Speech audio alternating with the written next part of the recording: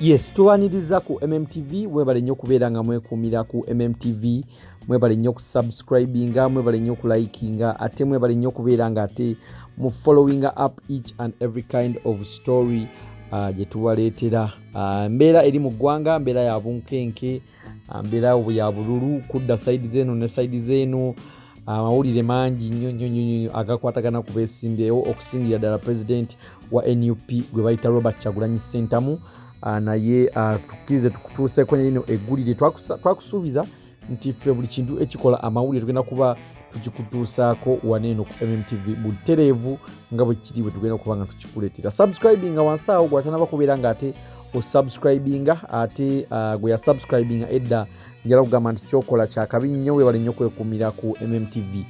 Omwana gwolaba awo beautiful daughter awezezza emyaka 6 olunaku olwaleero. Omwana gwolaba awo bw'oba tomumanyi bamuyita Aamaal Musuuza.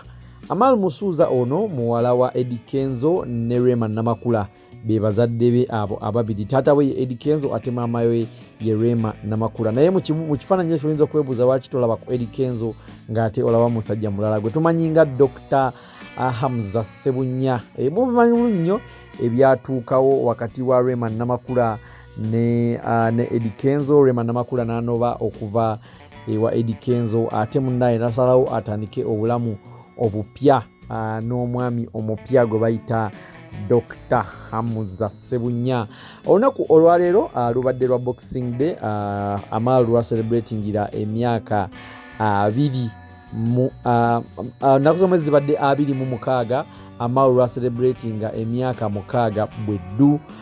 Emyaka 6 gino eno giwezezza olunaku olwaleero. Jjukira olunaku olw'ejjo lwabadde lwa Christmas, ate ye Eddy Kenzo yabadde celebratinga birthday ye olunaku olw'ejjo. Simanyi oba baali bakipulaninze nga ne Aamaal baali baagala muzaala ku Christmas oba kintu kyali ndowooza kyali bwe kityo. So Aamaal awezezza olunaku olwaleero emyaka 6. So bazadde be bavuddeyo oba kati abaafuuka bazadde be abapya, eyafuuka taata we omupya eyeegatta ku famire Dr. Hamza Ssebunya kwogatta ne maama we bamukoledde birthday party bambi, era nga bw'obalabaawo nabo bafunyemu time yaabwe ey'abantu abakulu, nabo ne bagezaako okweraga ku mukwano.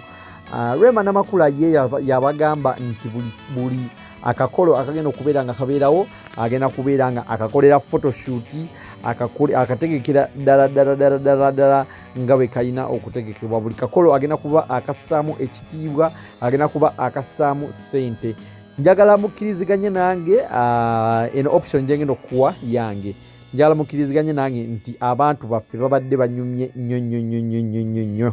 Oli waddembe commenting awo naawe n'otuwa option eyiyo gy'olowooza oba option eyiyo nga bw'obalaba awo.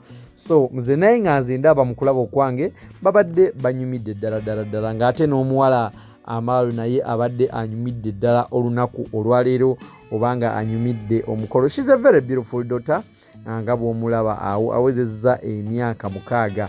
So olunaku olwaleero bubadde buziba awo abantu nga beebuuza nga bagamba yiba naye tatuteereyo ku bufaananyi.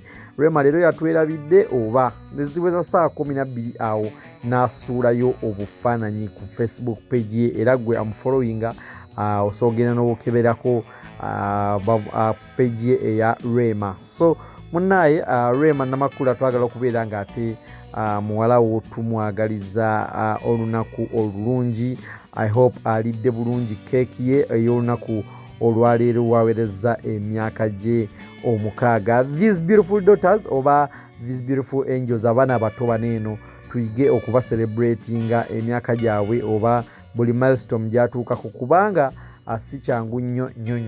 Abantu bangi, abaana bangi bafuna obuzibu oba abamu ne bafa n'okufa. So mu bulamu tuyige okucelebratinga kye bayita life. Buli muntu omwaka gwayongerako tuyige okucelebratinga life. Omwaka tugenda yingira omwaka mupya, so buli kimu tugenda kuba nga tuyingira ne season gye tulimu, season ya byabufuzi, season ya kulonda. Naye munnaye gwe ali eyo nga atoli musanyufu nti bye wayagala okutuukiriza mu guno omwaka tebituukiridde, teweekubagiza just situka oddemu okole. Saasira nno omuntu eyatuukiriza byonna n'abituukiriza naye ate n'amala n'afa olunaku olwaleero oba olunaku olw'ejjo ng'anaatera okumalako omwaka. So teweekubagiza kasita okyali mulamu zukka obeere ng'ate obeerako ebirala by'okwasaganya. Ababiri bano eno Rema Namakula ne Dr. Hamza bambi balaze omwana omukwano. Simanyi lwaki famire ya Rema Namakula gye yakola empya baselebratinga nnyo birthday za Aamaal, tebaselebratinga birthday z'abaana ba Dr. Hamza. Naye tugenda kuba tukinoonyerezaako nakyo, tujja kuba ng'ate tujja n'ebisingawo tukubuulire nti eno ensonga eri bweti, eno ensonga eri bweti. So kyolina okukola kwekuumira bwekuumizi ku MMTV. Each and every kind of story tugenda kuba tugikutuusaako buli kaseera. Bamukoledde photoshooting ebifaananyi birungi nnyo nga bw'omulaba awo bambi kamaama kabadde kanyumye nnyo mu dress eyo eya blue. Photoshoot eno basoose ne bagikolerako ewaka ng'ali kunywa jessa. Mukimanyi bulungi nnyo Rema Namakula ye brand ambassador w'amata ga jessa n'amazzi aga Hema Water. So yasoose n'akolamu ka photoshoot ng'ali waka. Asimanyi ba producer wange asooka okunfunirako ekifaananyi ekyo. Yasoose n'akola ka photoshoot bambi nga ali waka. Ne bagezaako okubeera ng'ate bakwasaganya awo nga bagenzeeko ku kadina. Omwana ne bamuwa buli kimu, ice cream alidde, enkoko alidde, keeki alidde, kwegamba yes, mwana amulaze love.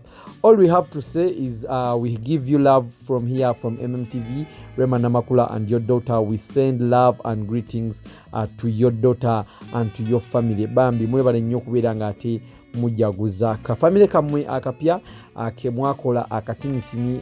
Mukama Katonda abawe kye musinga okubeera ng'ate mwagala. Ate mwana wattu ne Eddy Kenzo yavuddeyo naye n'ayagaliza muwala we amazaalibwa amalungi. Alina ekifaananyi kye yataddeyo ng'atunudde bw'ati ku kisenge ng'atunulira ekifaananyi kya Aamaal ng'aweza emyaka 6. So Eddy Kenzo, Mukama naawe gy'oli naawe Mukama akuteeremu obwangu ate osobole okubeera ng'ate oleeta omugole. So munaye byebyo ebiva ate side zeeyo ewaba Aamaal. Happy birthday Aamaal from MMTV. Waneno tukwagala nnyo na buli omu abadde celebratinga amazaalibwa ge olunaku olwaleero. Twagala obagamba nti happy birthday from MMTV. Tubaagala nnyo.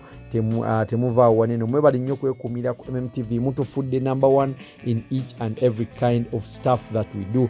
Mwebale nnyo kwekuumira ku MMTV. Yes, katubagalize ekiro ekirungi ate musule bulungi. Mweraba.